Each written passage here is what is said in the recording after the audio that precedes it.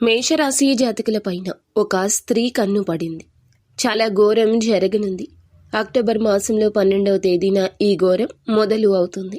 మీరు జాగ్రత్త వహించండి. ఏం జరగబోతుందో వీడియోలో విని తెలుసుకుందాము. వీడియో మీకు నచ్చితే తప్పకుండా ఒక చిన్న లైక్ చేసి మమ్మల్ని సపోర్ట్ చేయండి. ఇక ఆలస్యం లేకుండా వీడియోలోకి అయితే వచ్చేద్దాము.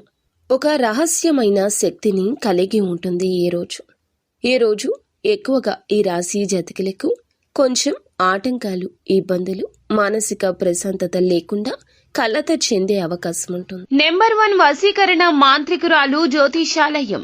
ఎక్కడెక్కడ వారికైనా ఒక్క ఫోన్ ద్వారానే పరిష్కారం చూపబడును. స్త్రీ వశీకరణం, పురుష వశీకరణం, ప్రేమ, పెళ్లి, సంతానం, వ్యాపారం, కుటుంబ సమస్యలు, భార్యాభర్తల గొడవలు పరిష్కరించబడును. దుష్ట శక్తులు తీయబడును. నాగదోషం తీయబడును. నాగబంధన, గుప్త నిధులు, ధనం, లంకె బిందెల కొరకు మాతాజీ సమ్మక్కను సంప్రదించండి. Phone number 9000457068. మీరు కోరుకున్న వారిని మీ వద్దకు చేర్చాలా? అంజనం వేసి చూడబడును. నమ్మకంతో సంప్రదించండి. వేద శాస్త్రాల ప్రకారం ఈ రోజున గడియలు ఆధ్యాత్మిక తరంగాలు వేగంగా కదులుతాయి. పాజిటివ్ ఎనర్జీని ఆకర్షించాలంటే మీరు మటికి శాంతంగా ఉండండి. చెడు శక్తుల ప్రభావం దగ్గరగా ఉండే గడియలు ఇవి. మీరు దూరంగా ఉండడానికి కొంచెం జాగ్రత్త వహించాల్సి ఉంటుంది. ఒక రకంగా పరీక్ష సమయం. శని ప్రభావం కూడా ఈ రోజు బలంగా ఉండి ఎదుర్కొనే సంఘటనలు మామూలుగా ఉండవు. అలాగే ఒక మహిళ కన్ను పడ్డం అనేది వీరికి సంకేతంగా చెప్పొచ్చు. జ్యోతిష శాస్త్రంలో కన్ను పడ్డం అనేది చాలా పెద్ద సంకేతం.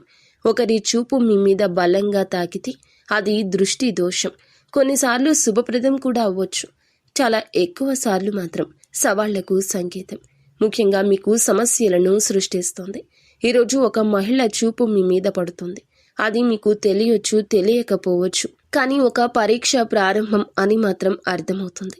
తలుపు తట్టడం, ఇంట్లోకి రావడం. ఒక మహిళ పెద్ద శబ్దం చేస్తూ ఇంటి తలుపు తడితే కేవలం భౌతిక సంఘటనే కాదు, ఆధ్యాత్మిక అర్థాన్ని కూడా కలిగి ఉంటుంది. శబ్దం అనేది కలత, భయం, గందరగోళాన్ని సూచిస్తుంది. తలుపు అనేది ఇల్లు, అంటే మన జీవితం. మన మనసు తలుపు తట్టి లోపలికి రావడం, బయట శక్తులు మన యొక్క జీవితంలోకి ప్రవేశించడం. ఇలా ఈ రోజంతా కాస్త గందరగోళంగా, పెద్ద పెద్ద హెచ్చరికలుగా మీ జీవితంలో ఉండొచ్చు. కావున నిశ్శబ్దానికి ప్రాధాన్యత ఇవ్వండి. మాటల విషయంలో జాగ్రత్త. మీ మాట ఎదుటి వారికి అస్సలు వినిపించకూడదు. మాటలతో నెగ్గాల్సిన పరిస్థితి ఈ రోజు ఉన్నా కూడా మౌనంగానే ఉండండి. ఒక విషయానికి చర్చలోకి వెళ్లాల్సి వచ్చినా దూరంగా ఉండండి. ఒకవేళ వెళ్ళినా మిత మాటలతో బయటకు వచ్చే ప్రయత్నం చేయండి. ఈ రాశివారు సహజంగా తెలివిగలవారి, కానీ భావోద్వేగాలకు బలవుతారు.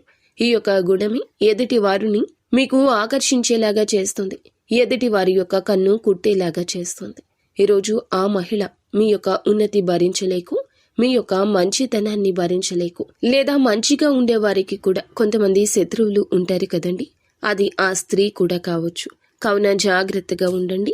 అంత మంచి జరగాలి అంటే నిత్యము ఇష్టదైవ ఆరాధనతో పాటుగా శివారాధన కూడా చేసుకోండి. అంత మంచి జరుగుతుంది. ఈరోజు మాత్రం ధైర్యంగా ఉండండి. వీలైతే దైవ దర్శనం చేసుకోండి.